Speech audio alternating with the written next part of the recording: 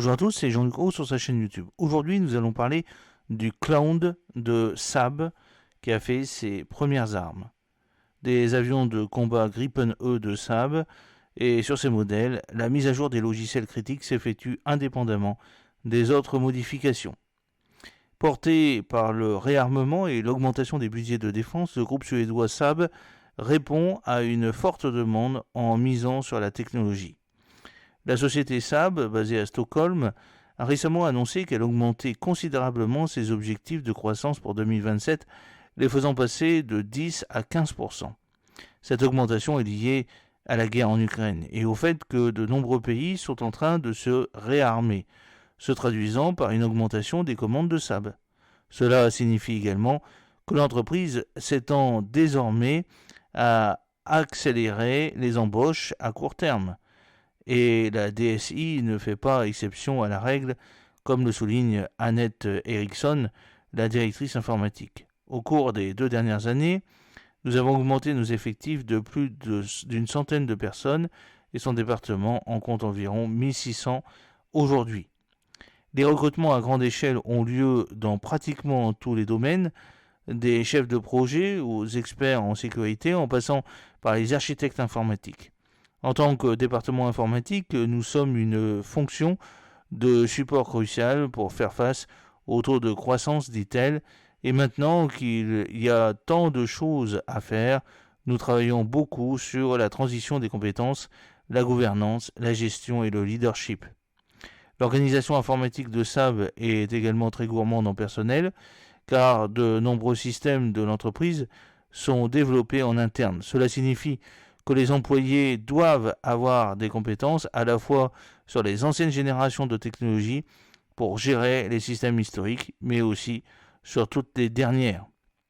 Par ailleurs, les systèmes informatiques étant développés et exploités en interne, le cloud n'est pas une option naturelle, surtout dans une industrie de défense où la sécurité est une priorité absolue. Alors c'est une approche mesurée du cloud.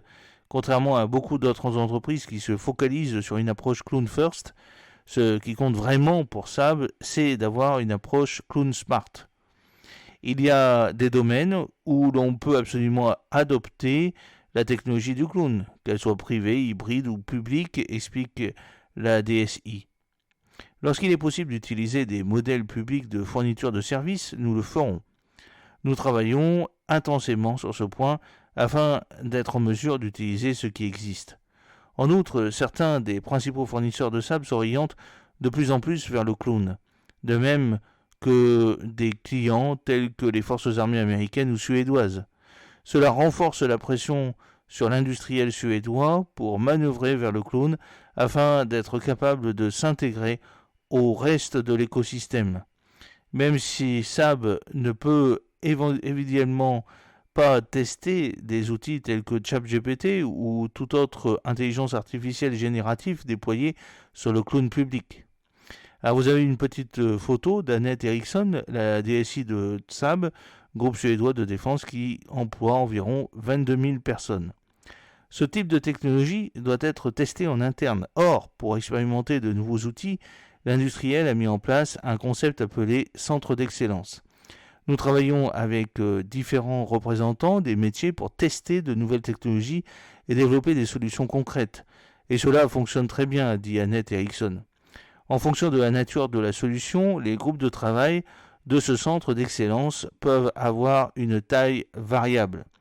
Le logiciel est intégré au produit. Ces dernières années, les opérations IT de Saab ont également commencé à se tourner vers des méthodes de travail de plus en plus agiles, mais pas 100% agiles, car la mise à niveau méthodologique se diffuse aussi dans les projets traditionnels.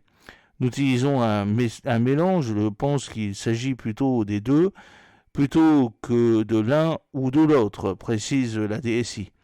L'essentiel est d'être conscient et clair quant à la méthode que l'on choisit au cas par cas. Saab évoluant vers une entreprise pilotée par le logiciel, où ce dernier est au cœur de presque tous les services et produits, Annette Eriksson sait combien il est essentiel d'analyser comment utiliser efficacement la palette de technologies disponibles, tels que l'open source et l'intelligence artificielle, c'est essentiel pour garantir notre transformation vers une organisation software-driven. Bien entendu, les logiciels font partie intégrante de nombreux produits phares de l'entreprise, tels que les avions de combat de la série Gripen E. Sur cette famille, les logiciels critiques pour le vol sont décorrélés du reste de l'appareil, ce qui signifie qu'une mise à jour peut se demander qu'une journée au lieu de plusieurs mois, une particularité du Gripen E. Pour Annette Erickson, le fait de travailler dans le domaine de l'informatique au sein d'une entreprise axée sur la technologie et d'être entouré de personnes férues de technologie constitue un avantage indéniable.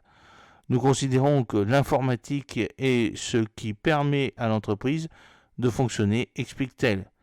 Mais nous ne pouvons pas permettre trop de créativité lorsqu'il s'agit d'informatique interne. Nous devons nous conformer à des exigences en matière d'architecture et d'intégration.